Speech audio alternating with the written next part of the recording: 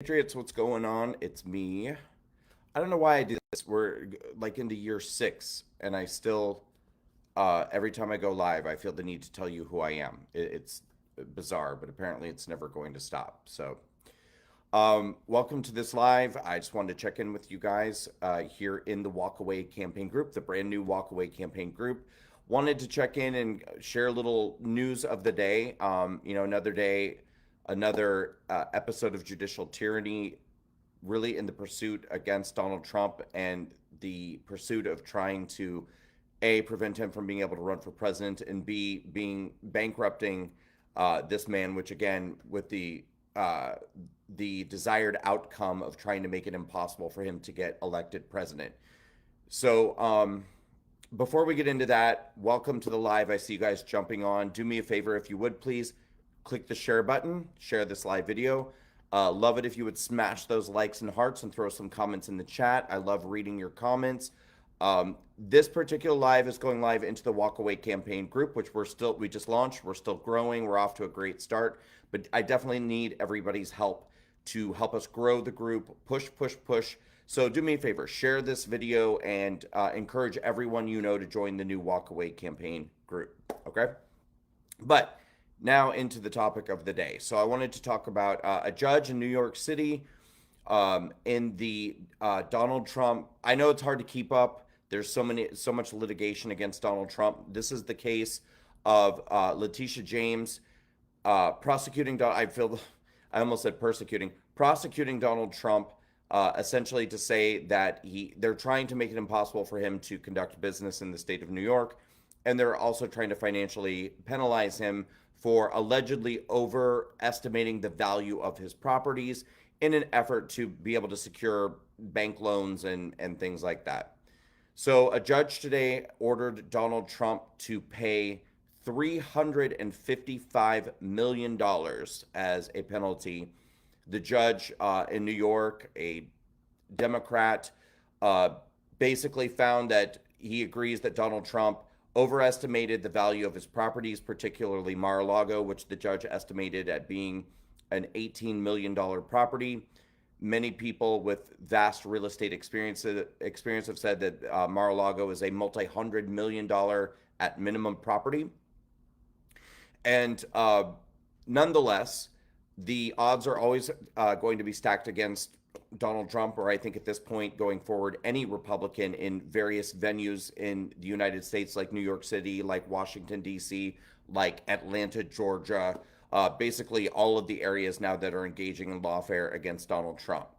Now, of course, Trump is expected to appeal, and he will, but, even the appellate court is a little bit of a crapshoot.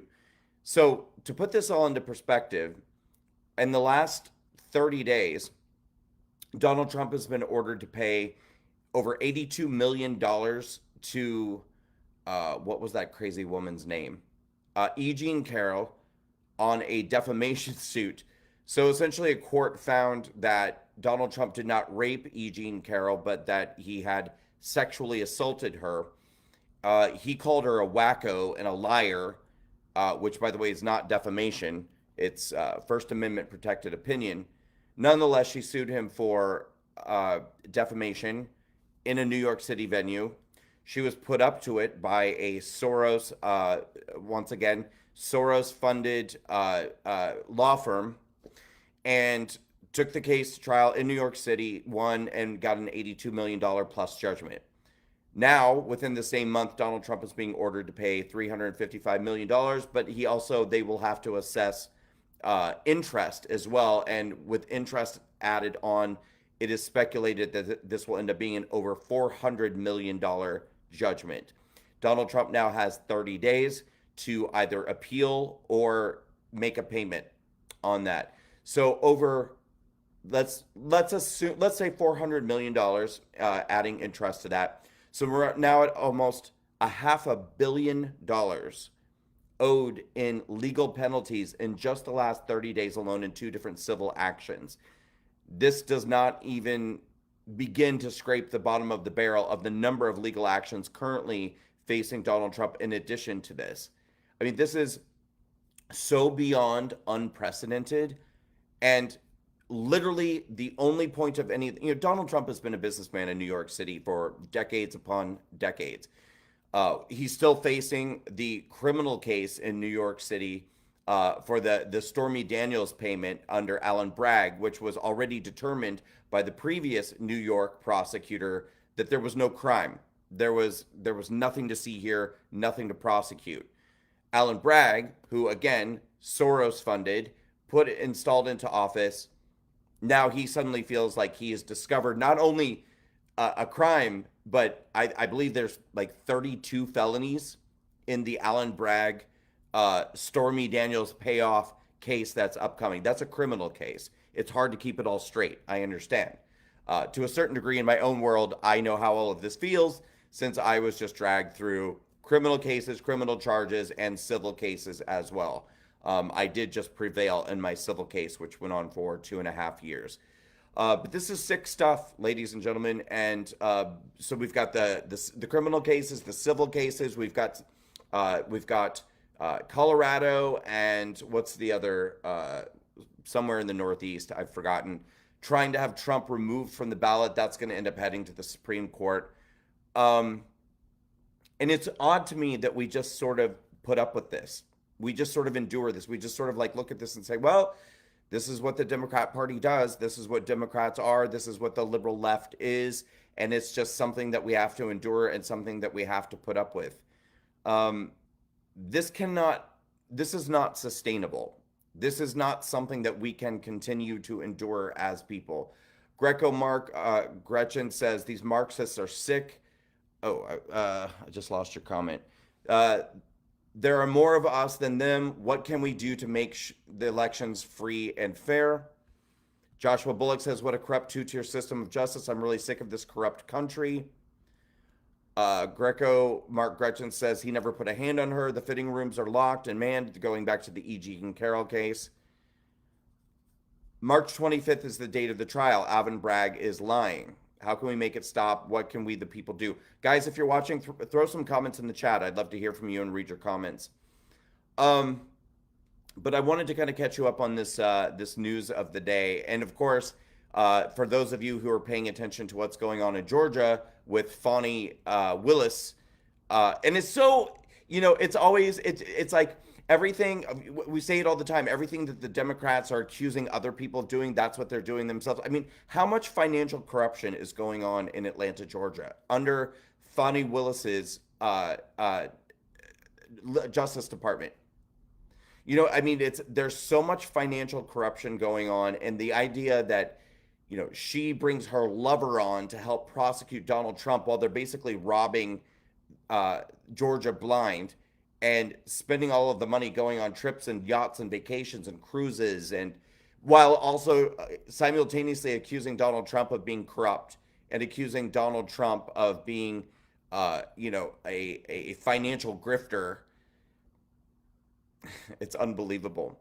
And I'm reading too today, right before I jumped on this live, that there are left-wing activist organizations and nonprofits and legal experts who are banding together right now to begin implementing roadblocks to prevent, if Donald Trump gets elected president, to prevent him from shrinking the size of the government.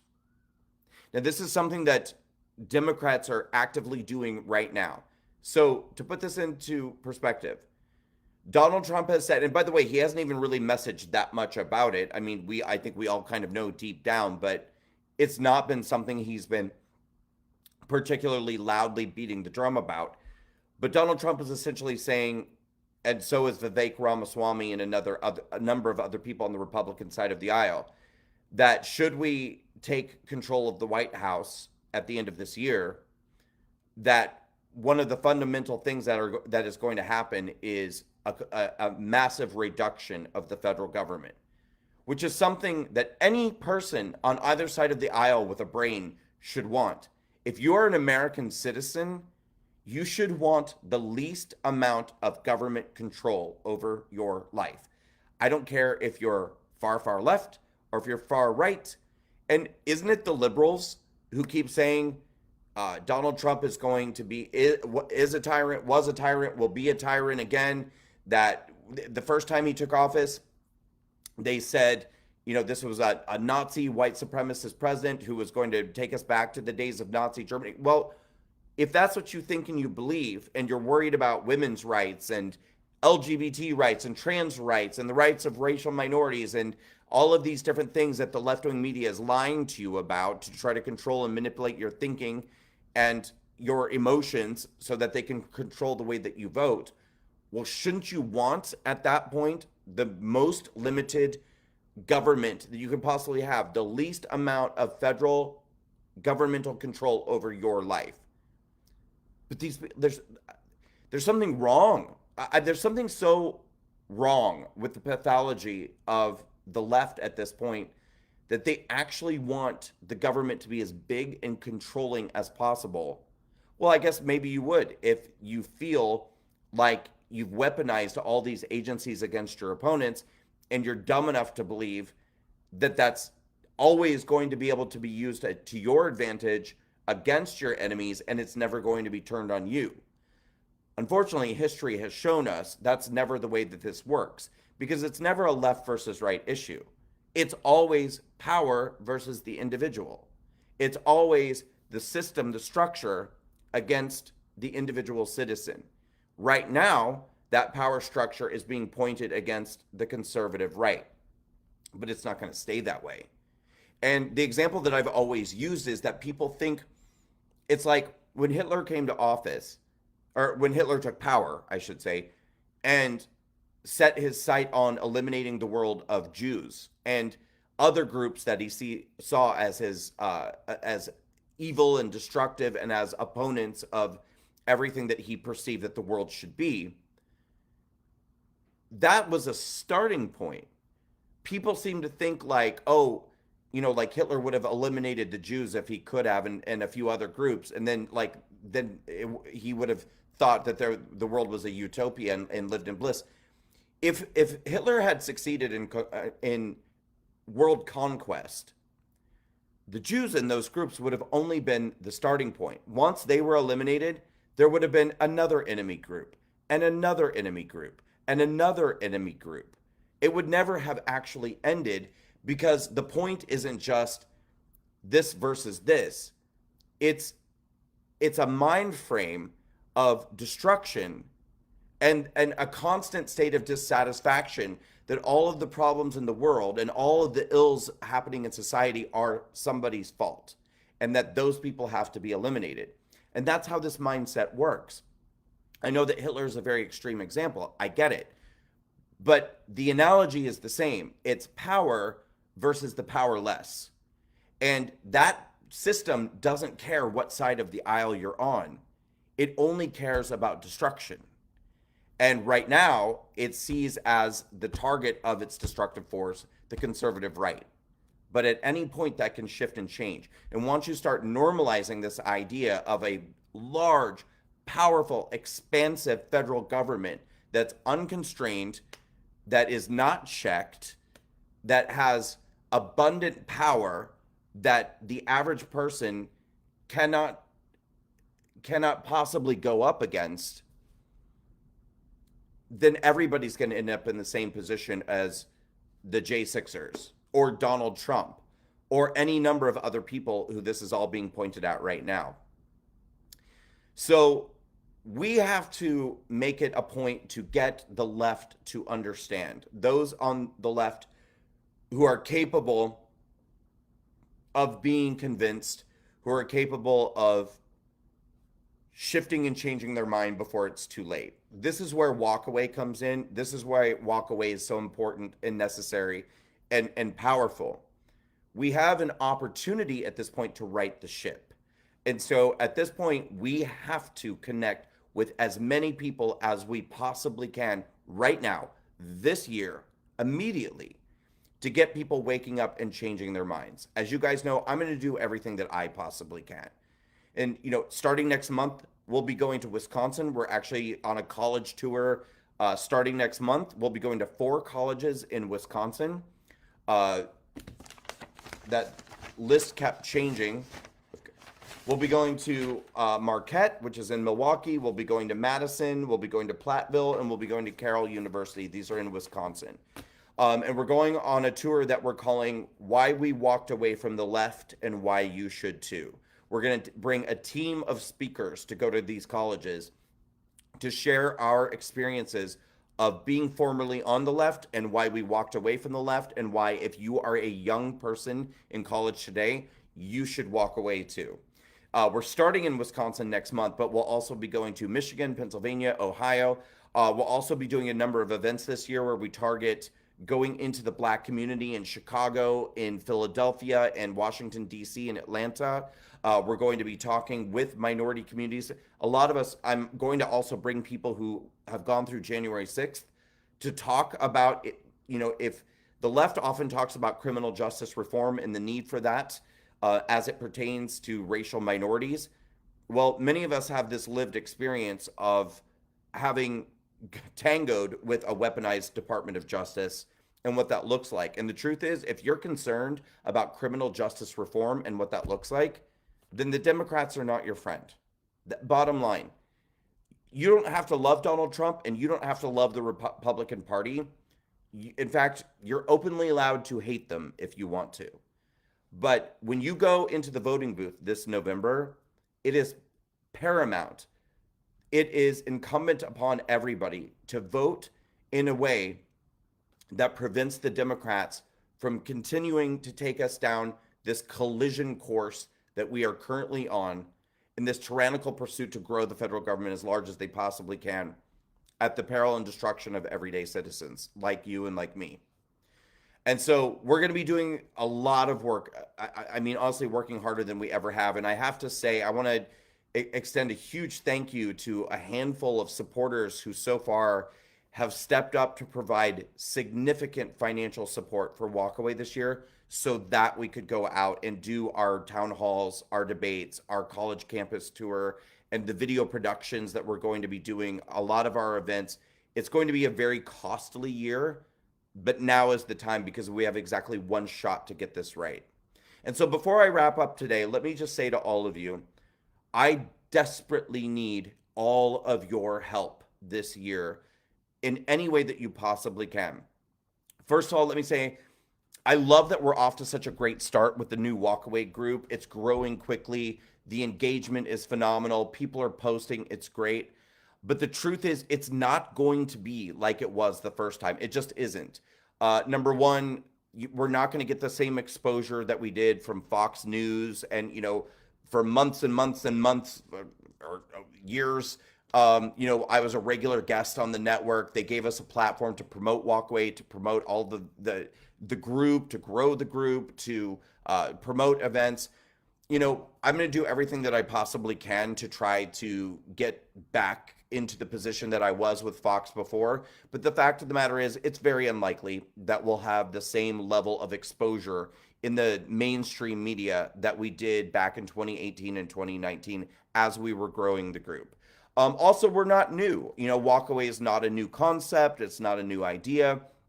So although it's very exciting that we're relaunching, we're going to get the testimonials going in, we're going to rebuild the community, it really has to be a community effort for all of us.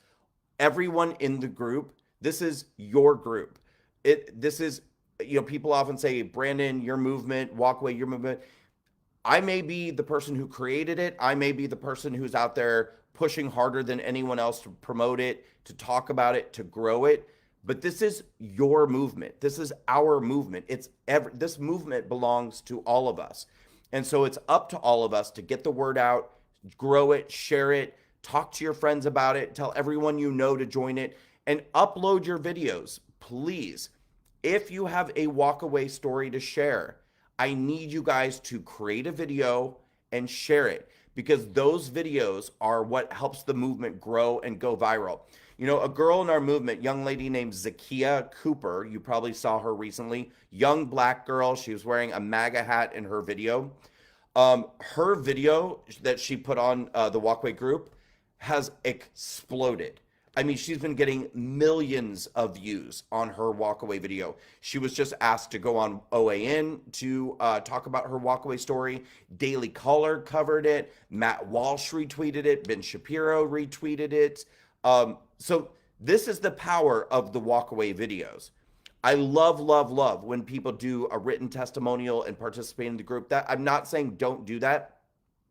I'm just saying the best way you can help us grow is to make a walkaway video and share it in the group and share it everywhere, every platform that you're on. And if you're watching people's walkaway videos, share them outside of the group so that we can continue once again the virality of the movement through the power of the walkaway videos. I need all of you to help me do that. Please, please help if you can. The other thing is I am going to be at CPAC next week.